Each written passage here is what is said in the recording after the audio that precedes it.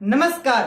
महाराष्ट्र में होने वाले विधानसभा चुनाव को लेकर क्या महत्वपूर्ण आंकड़े बनते नजर आ रही हैं, क्योंकि सियासी गलियारों में इस वक्त रणनीति तेज हो चुकी है और महाराष्ट्र में जिस प्रकार से बवाल देखने को मिल रहा है, क्या महाराष्ट्र में कुछ नया होने वाला है। लेकिन महाराष्ट्र को लेकर क्या बीजेपी शिवसेना मिलकर ही चुनाव लड़ेंगे, लेकिन क्या कुछ आंकड़ा किसके पक्ष में जा सकता है। महाराष्ट्र में इस वक्त सबसे ज्यादा हलचल यहाँ पर देखने को मिली है, क्योंकि जिस प्रकार का माहौल यहाँ बनता देखने को मिला है, यहाँ पर बीजेपी की तरफ से बड़े बड़े दावे यहाँ पर किए गए।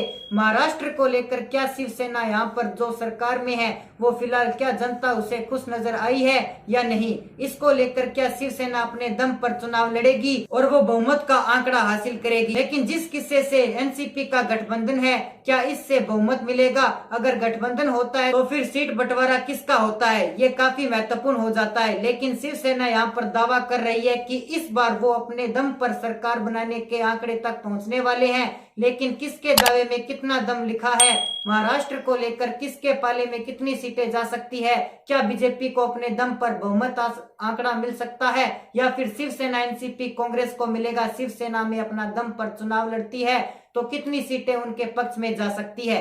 एनसीपी और कांग्रेस अगर साथ मिलकर चुनाव लड़ते हैं तो फिर किसके पाले में कितनी सीटें जा सकती है, इसको लेकर कुछ महत्वपूर्ण आंकड़े आपको दिखाते हैं। मुंबई शहर की 10 विधानसभा सीटों में से बीजेपी अपने दम पर चुनाव लड़ रही है। यहाँ पर 5 सीटें जा सकती है शिवसेना को, 2 सीटें जा सकती है एनसीपी कांग्रेस के पक्ष में, 3 सीटें यहाँ पर जाने का अनुमान लगाया जा रहा है। महाराष्ट्र में जिस महाकाल का यहाँ पर हलचल है और इसका फायदा जिसके पाले में कितनी सीटें जा सकती है, ये काफी महत्वपूर्ण हो जाता है। इसके अलावा अगर बात की जाए तो महाराष्ट्र को लेकर क्या कुछ महत्वपूर्ण आंकड़ा हो सकता है, उसके बात की जाए तो अहमदनगर की 12 विधानसभा सीटें, बीजेपी को 6 सीटों पर जीत मिल सकती है, शिवसेना को 1 सीट पर जीत मिल सकती है, एनसीपी कांग्रेस को यहाँ पर 4 विधानसभा सीटों पर जीत मिल सकती है, 1 सीट अन्य के पक्ष में भी जा सकती है। यहाँ पर बात की जाए अकोला की 5 सीटों की तो बता दें बीजेपी को 2 सीटें, शिवसेना को 1 सीट, एनसीपी कांग्रेस को भी 1 सीट यहाँ पर मिलने का अनुमान लगाया जा रहा है। इसके अलावा अगर बात की जाए अमरावती की 8 विधानसभा सीटों में से बीजेपी को 4 सीटें जा सकती है, शिवसेना को 1 सीट, एनसीपी कांग्रेस को 2 सीटें, अन्य की बात की जाए तो अन्य को भी 1 सीट पर मिलने का अनुमान हो सकता है। औरंगाबाद की 9 सीटों का काफी महत्वपूर्ण हो जाती है। औरंगाबाद के लिए यहाँ पर बात की जाए तो बीजेपी को 5 सीटों पर जीत मिल सकती है, शिवसेना को 2 सीटें, एनसीपी कांग्रेस को 2 सीटों पर जीत मिलने का अनुमान महाराष्ट्र में हो सकता है। बीड़ की 6 सीटों की बात की जाए तो बीजेपी को 2 सीटें, शिवसेना को 2 सीटें, एनसीपी कांग्रेस को 2-2 सीटों पर जीत मिलने का अनुमान लगाया जा रहा है। इसके अलावा चंद्रपुर की 6 सीटों में से भी बीजेपी, शिवसेना, एनसीपी को 2-2 सीटों पर जीत मिलने का अनुमान हो सकता है। जो यहाँ पर महत्वपूर्ण विश्लेषण निकल कर आ रहा है, धुले की 5 सीटों की काफी महत्वपूर्ण हो जाती है और यहाँ पर बीजेपी को 1 सीट, शिवसेना को यहाँ पर 3 सीटों पर जीत मिल सकती है, एनसीपी कांग्रेस को 1 सीट पर जीत मिलने का अनुमान हो सकता है।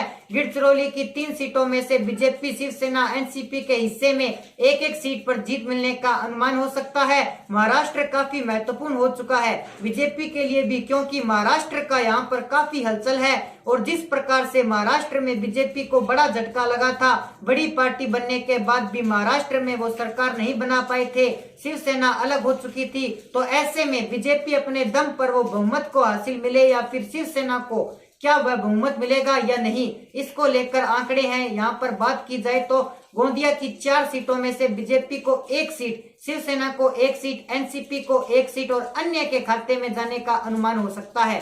हिंगोली की 3 सीटों में से बीजेपी को 2 सीटें, 1 सीट यहाँ पर एनसीपी कांग्रेस के पक्ष में जा सकती है। यहाँ पर बात की जाए जलगांव की 11 सीटें आ जाती है और 11 सीटों की तो बीजेपी 10 सीटों पर जीत मिलने का अनुमान है, एनसीपी कांग्रेस को 1 सीट पर जीत मिल सकती है। जलना की 5 सीटों में से बीजेपी को 2 सीटें, एनसीपी को 3 सीटों पर जीत मिल सकती है। इसके अलावा कोल्हापुर की 10 सीटों की काफी महत्वपूर्ण हो जाती है और यहाँ पर बीजेपी को 5 सीटें जबकि शिवसेना को 3 सीटें आ सकती है, एनसीपी कांग्रेस को 2 सीटों पर जीत मिलने का अनुमान हो सकता है। लातूर की 6 सीटों की बात की जाए तो यहाँ पर बीजेपी को 4 सीटें, शिवसेना को 1 सीट, एनसीपी कांग्रेस के पक्ष में 1 सीट जाती हुई दिखाई दे रही है।